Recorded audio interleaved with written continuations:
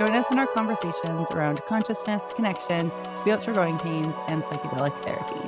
Today on the show, I have V. Sans Regret, who is a spiritual arts practitioner who helps others heal at the deepest level. She utilizes spiritual healing and therapeutic modalities to gain empowerment and emotional freedom. I would love to welcome to the show V. Sans Regret. Thank you for joining us, V. Hello, hi. Nice to be here. I'm so grateful.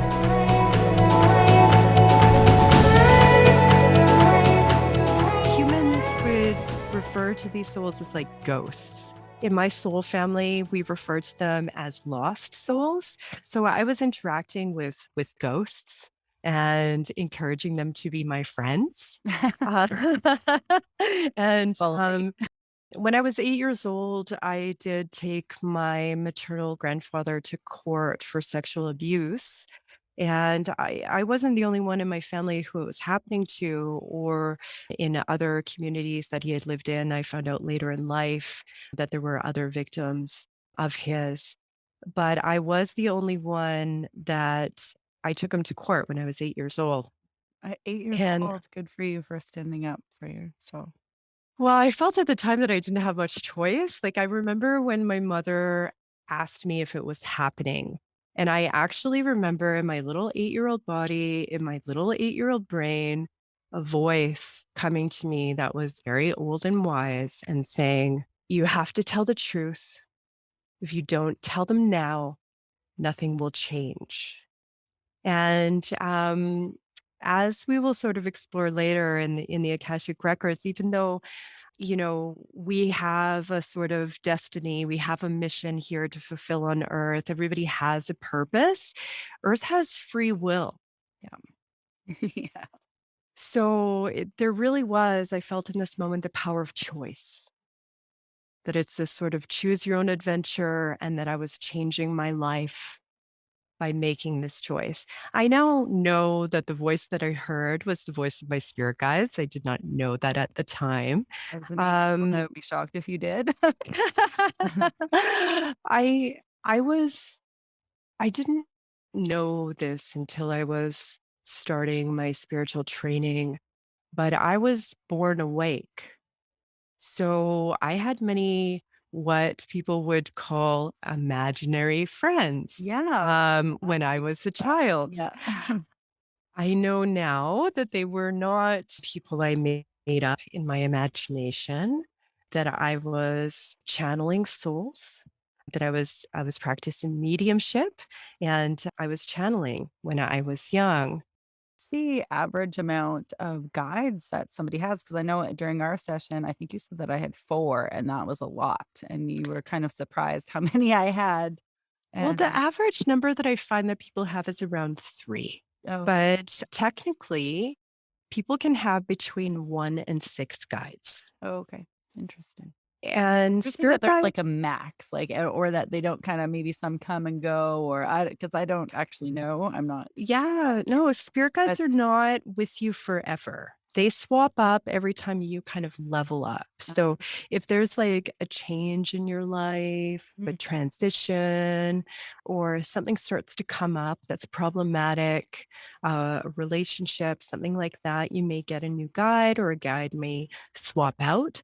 Some people do have like one primary. So there is a primary guide and there are secondary guides, and you have guides for every sort of thing in your life. So like for your work, career. for your parenting, Yeah. for your relationships, Mhm. right? And as if spiritual ascension is something that you're working on, you may have a guide for your spiritual ascension Okay. process too, or several of them, depending on what you're working on, Maybe or that's if why I had so many, because that's what I was currently working on, so absolutely. very interesting.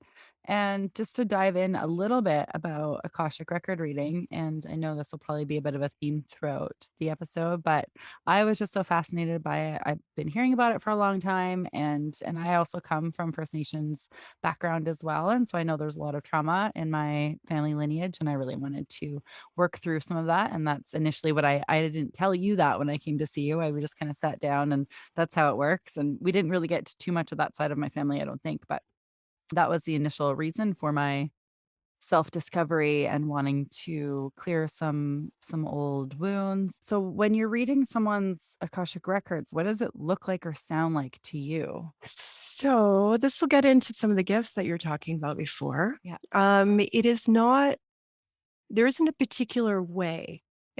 So I am an Akashic Records practitioner. I can just go in and get the information that you're looking for. I can find out if you were a princess or, Yummy. something like that. We'll talk about that later. Okay, so essentially, she told me that in every previous life that I've had thus far, I was royalty and a princess. What do you guys think about it? Pass it on to me. Explains a lot.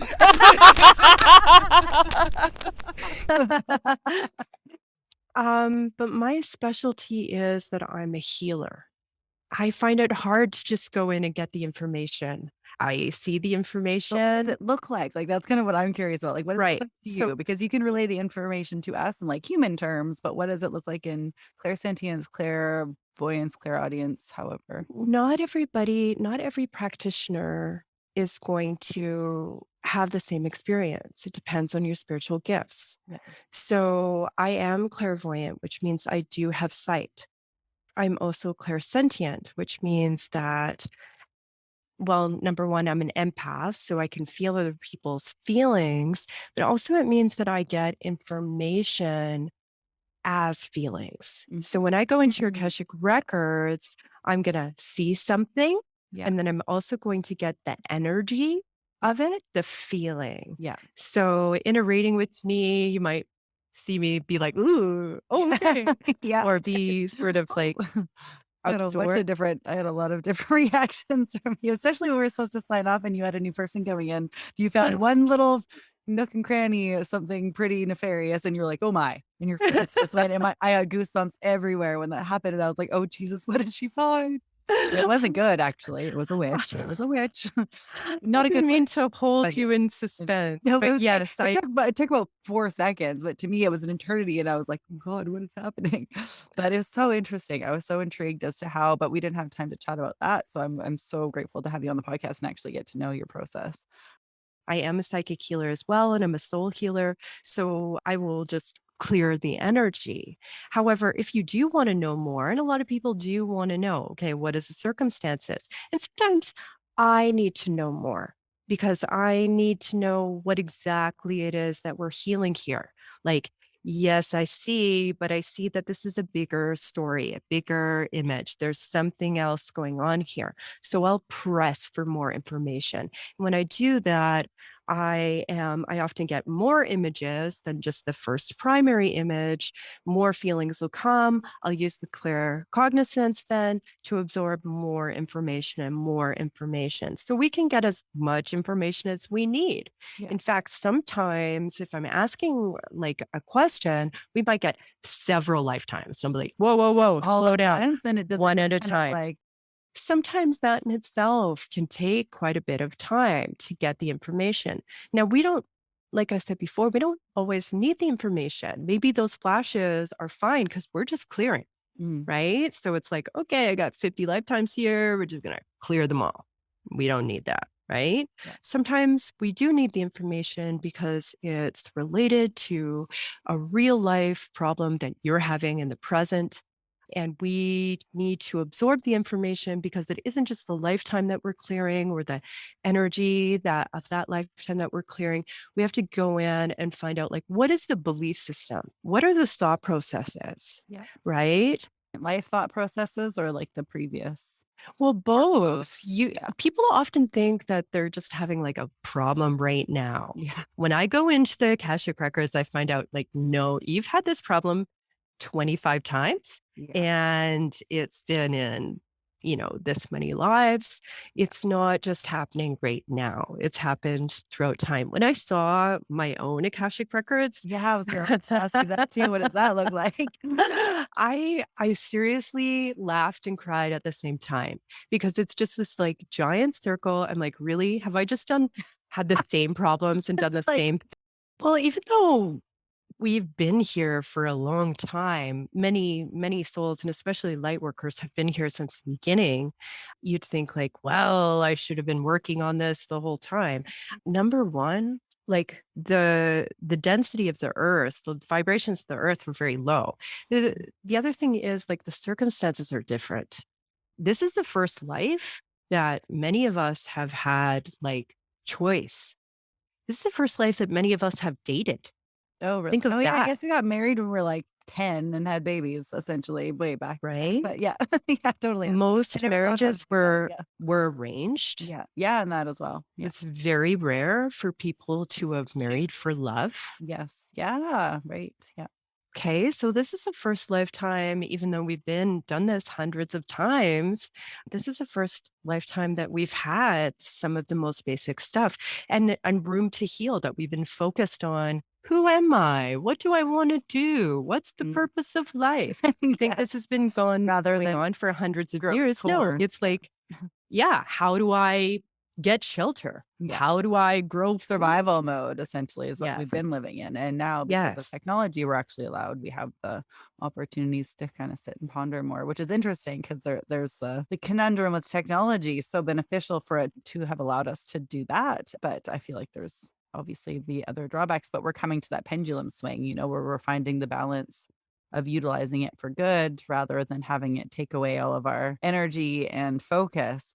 Yeah, I'm with you on that. I do see how it causes these problems. Now people are like, it stops us from interacting and people are always on their phones. But I actually do see a greater purpose in it. Well, I turned around and I didn't know it was an angel at the time. It's not like I was like, oh, an angel. I literally just saw a glowing being that was as tall as both stories of the house, glowing like a light bulb, like glowing as bright as that, with several layers to the aura. So in the middle, it was like the brightest and it was like white, sort of gold. And as it went out, it was more like yellow gold. And then at the ends, it was like azure blue. So every angel has a different color associated with them, has a different energetic imprint.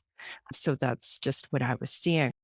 Do you believe that everybody can tap into this ability to channel? Or do you think that some just maybe shouldn't in this life? That maybe it might be a bit too much information for some people and we kind of automatically withdraw from the need to know? Well, that's a big question. So, to start a little bit, we can say the souls come to Earth to evolve. There are some souls that have been here since the beginning who evolved on other planets previous to coming to Earth. And they came here for a dual purpose, to learn and evolve just like all other souls, but also to help the collective evolve. These souls are known as light workers. I would say that, and a lot of people call them like old souls. It's not like any soul is older than the other, it's just different realms of experience. So a lot of these old souls or light workers definitely will have the ability to channel right away. I do think like everybody has the potential, but some souls will have evolved to the point that it will feel like natural to them. They will have a natural ability to receive messages. Well, I mean, not everybody also like, if this is too woo woo, but Hey, the show's called Awkward Ascent. I think we're fine. you can evolve in other places, right? So there are lots of other planets that people choose to evolve on.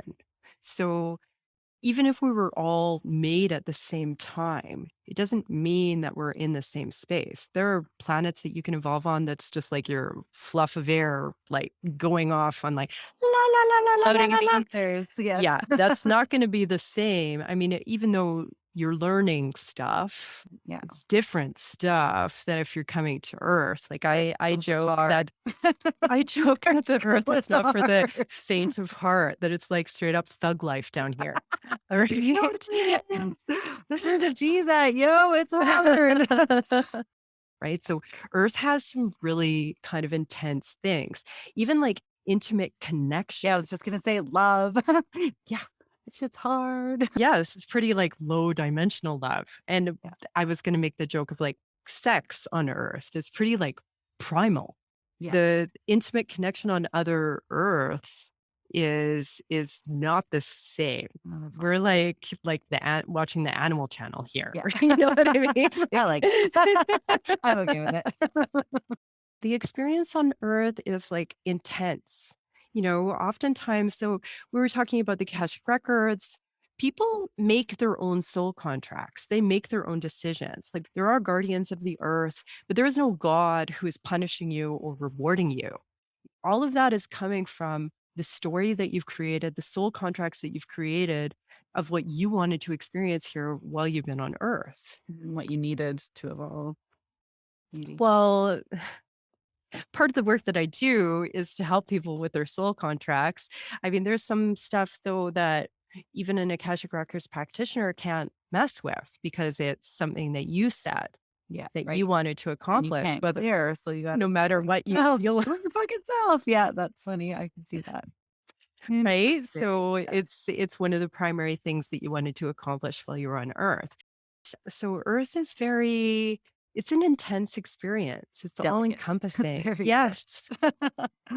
everything. It's such a balance here too, not just in our physical bodies, but the environment that we live in. It's such a delicate balance. One thing gets taken out and it screws up the whole ecosystem. And we are kind of the same. And if we get taken out by an emotion or something, it screws our whole internal ecosystem. And but it's meant to so we learn how to rebalance and realign ourselves. I feel like because I've felt like I've had to do that a few times in this lifetime alone is to work to rebalance and we gain knowledge through that and we gain strength through that and understanding and to equalize your own pendulum.